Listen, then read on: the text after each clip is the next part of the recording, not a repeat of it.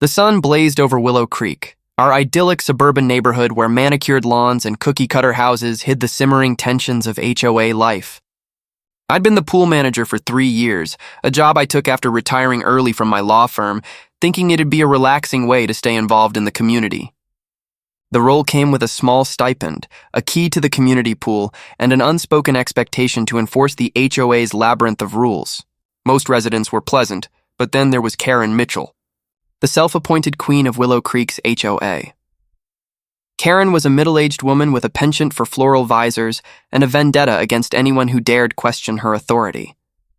Her emails, always in bold Comic Sans, flooded the neighborhood listserv with complaints about untrimmed hedges, unauthorized mailbox colors, or her favorite, pool violations. Last summer, she tried to borrow the pool key for an unapproved book club party, claiming it was her right as a dues-paying member. I'd politely declined, citing the HOA bylaws that required board approval for private events. Karen's face had turned the color of her prized azaleas and she'd stormed off, muttering about taking this further. I didn't think much of it at the time. Karen's tantrums were as predictable as the summer heat, but I should have known she was plotting something bigger.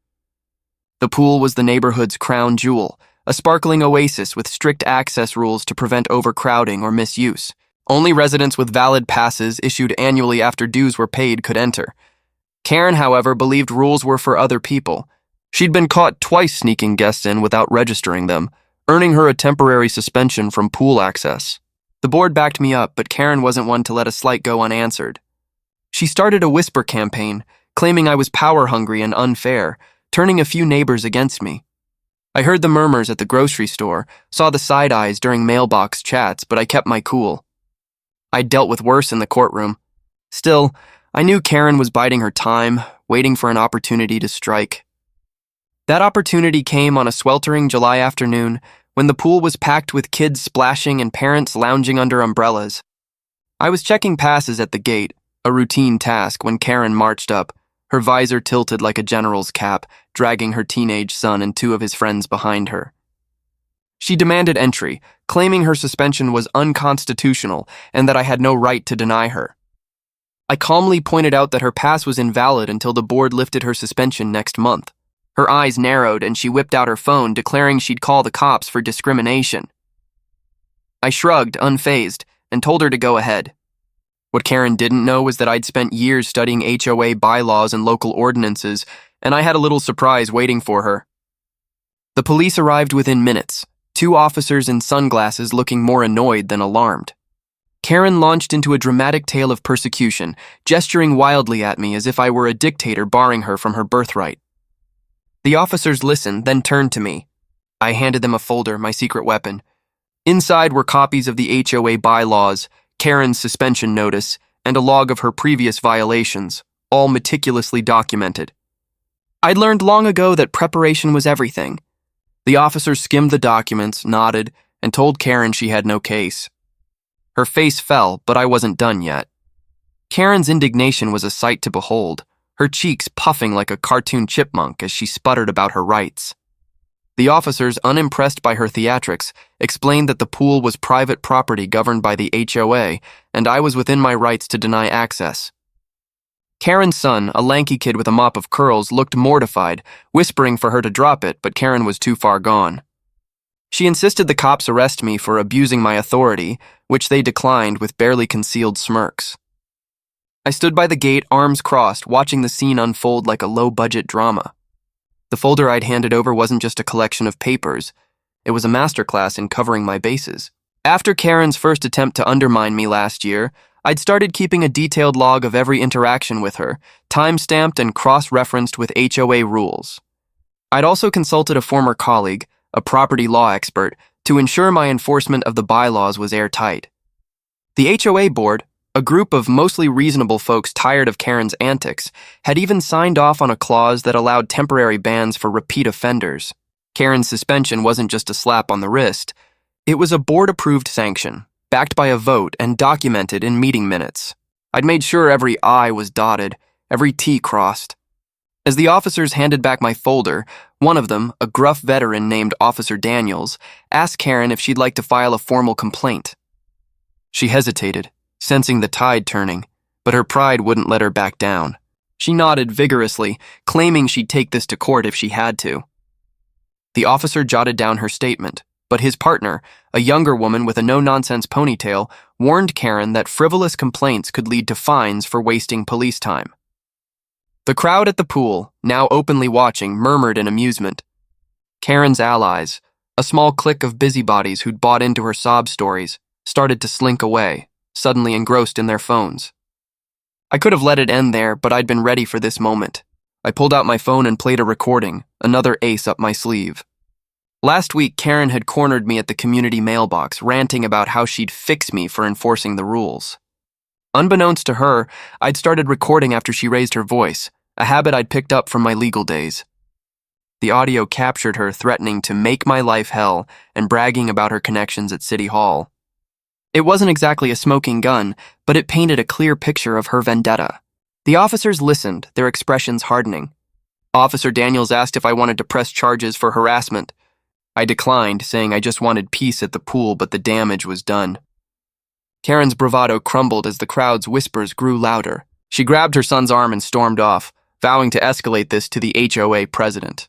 I smiled politely, knowing the president was one of the board members who'd approved Karen's suspension. The pool returned to its usual hum of laughter and splashing, but I knew this wasn't over. Karen wasn't the type to let a public humiliation slide. I spent the rest of the afternoon checking passes, my mind already mapping out the next steps. I'd need to update the board, maybe tighten security at the pool gate. Karen's next move would be big, but I'd be ready. My years in law had taught me one thing: never underestimate a cornered opponent, especially one with a visor and a grudge. The next morning, the neighborhood listserv exploded with Karen's manifesto, a 2,000-word email accusing me of tyranny and demanding my removal as pool manager. She'd CC'd every resident, the HOA board, and even the local newspaper, spinning a tale of oppression that would have made Shakespeare blush. She claimed I'd targeted her family, humiliated her son, and violated her civil liberties by denying pool access. The email was a masterwork of hyperbole, complete with phrases like draconian gatekeeping and abuse of power. She even threw in a jab about my suspiciously well-funded folder of evidence, implying I was some kind of shady operative. I had to hand it to her. Karen knew how to rally a crowd. By noon, my inbox was flooded with messages, some supportive, others echoing Karen's outrage. A few neighbors, swayed by her narrative, demanded a special HOA meeting to address the pool situation. I wasn't surprised. Karen had a knack for turning molehills into mountains, and her clique was already circulating a petition. But I'd seen this playbook before. In my legal career, I'd faced off against corporate bullies who'd tried to bury me in paperwork and public opinion. Karen was an amateur by comparison. I called an emergency meeting with the HOA board, presenting my folder, now affectionately dubbed the Karen Files by the board's treasurer. I laid out the facts: Karen's violations, the board's suspension vote, the police report, and the recording of her threats. The board, already exasperated by Karen's history of complaints, agreed to back me but suggested we hold a public meeting to clear the air. They wanted transparency, and I couldn't argue with that. The meeting was set for the following Saturday, and I spent the week preparing. I dug into the HOA's records, pulling every email, meeting minute, and violation notice related to Karen. I even found a gem, a 2019 complaint where she tried to have a neighbor's dog banned for excessive barking during her yoga sessions. The board had dismissed it, but it showed her pattern of overreach. I also reached out to a few allies in the neighborhood, parents who appreciated the pool's safety rules and retirees who'd seen Karen's tantrums firsthand. They agreed to speak up at the meeting, countering her narrative with facts. By the time Saturday rolled around, the community center was packed, the air thick with tension. Karen arrived in her signature visor, clutching a binder of her own, no doubt filled with her version of the truth. The board president, a retired engineer named Tom, opened the meeting with a call for civility, but Karen was already on her feet, waving her petition. She launched into a speech, painting herself as a victim of my vendetta and demanding my resignation. The crowd was split. Some nodded along, others rolled their eyes. When it was my turn, I kept it simple. I presented the facts, projected the bylaws on a screen, and played the recording of Karen's threats. Gasps rippled through the room. I didn't need to embellish. The evidence spoke for itself. Tom asked if Karen had anything to add. She stammered, claiming the recording was edited, but her allies were quiet, their support waning. The board voted unanimously to uphold her suspension and issued a warning. One more violation, and she'd face a year-long ban. The crowd erupted in murmurs, and Karen stormed out, her binder abandoned on a chair. I felt a twinge of victory, but I knew this was only round one. Karen wasn't done. She'd just been knocked down a peg. The fallout from the meeting was swift and messy. Karen's petition fizzled out, with only a dozen signatures, most from her inner circle. The neighborhood listserv, however, became her new battleground. She posted daily, rallying her supporters with tales of poolgate oppression and hinting at a lawsuit against the HOA. Her emails grew increasingly unhinged, accusing me of everything from forging documents to colluding with the police. A few residents, still loyal to her, echoed her complaints, but most of the neighborhood was tired of the drama. I got sympathetic, nods at the pool, and a few parents even brought me coffee as a thank you for keeping the rules fair. Still, I wasn't naive enough to think Karen would slink away quietly. My legal instincts told me she was planning something bigger, and I needed to stay one step ahead. I started by upgrading the pool's security, installing a new keypad lock that required a unique code for each resident's pass. The board approved the expense, funded by a small increase in dues, which predictably set Karen off again. She claimed the new system was invasive and demanded access to the code database, which the board flatly denied. I also enlisted a tech-savvy neighbor, a young coder named Mia, to set up a camera at the pool gate. It wasn't about spying, it was about accountability. If Karen tried sneaking in again, we'd have video proof. Sure enough, a week later, Mia flagged a clip of Karen's son attempting to climb the pool fence at midnight, likely at her urging. I reported it to the board, who issued a formal warning to Karen's family. The incident only fueled her rage. She showed up at my doorstep one evening, visor askew, demanding I stop targeting her son. I calmly reminded her of the rules and suggested she take it up with the board. She left in a huff, but not before muttering something about having friends in high places. I wasn't worried. My years in law had taught me that bluster was often a sign of weakness. Still, I doubled down on my preparations, reaching out to my old law firm for advice on defamation, just in case Karen's lawsuit threats materialized. They confirmed what I suspected. Her claims were baseless, but a nuisance suit could still be a headache. To head it off, I drafted a cease and desist letter outlining her false statements on the listserv and warning of legal consequences. I didn't send it yet, but kept it as leverage. Meanwhile, the pool season was winding down, and I focused on keeping things calm.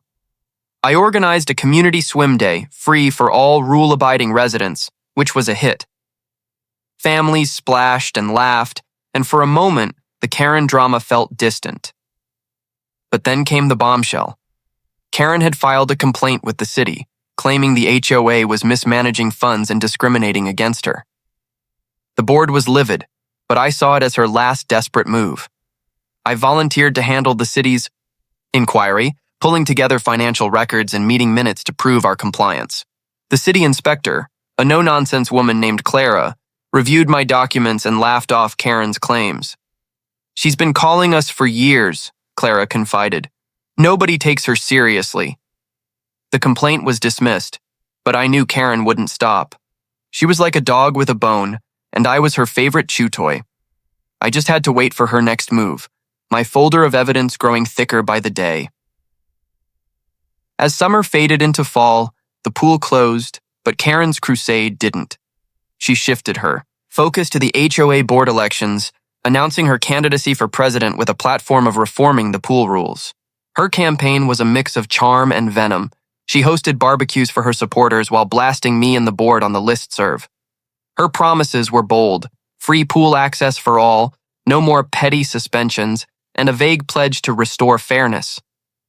A few neighbors fed up with the HOA's bureaucracy were swayed, but most saw through her.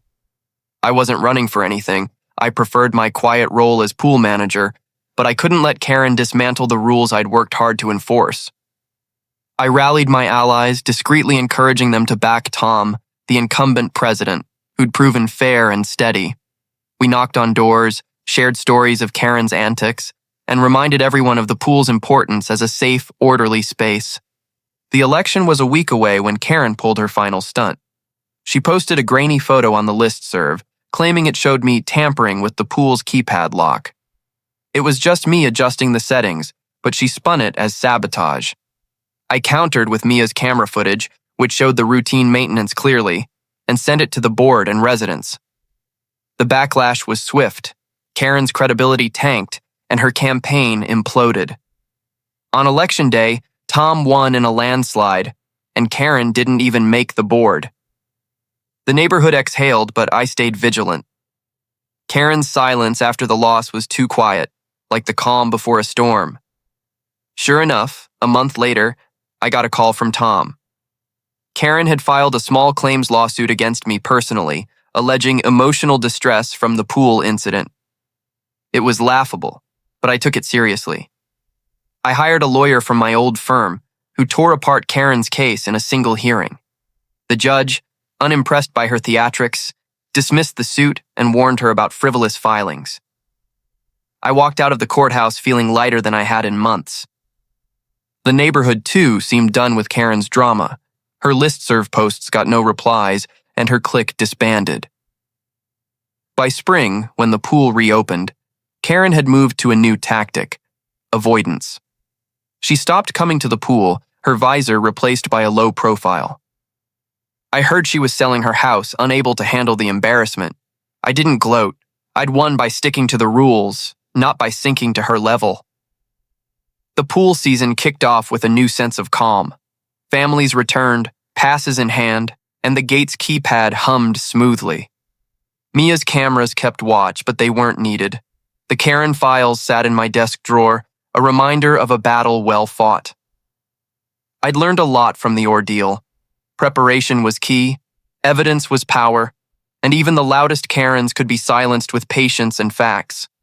As I checked passes on opening day, a neighbor joked, "You're the sheriff of Willow Creek." I laughed, but I didn't mind the title. The pool was open, the rules were clear, and for the first time in years, Willow Creek felt like a community again.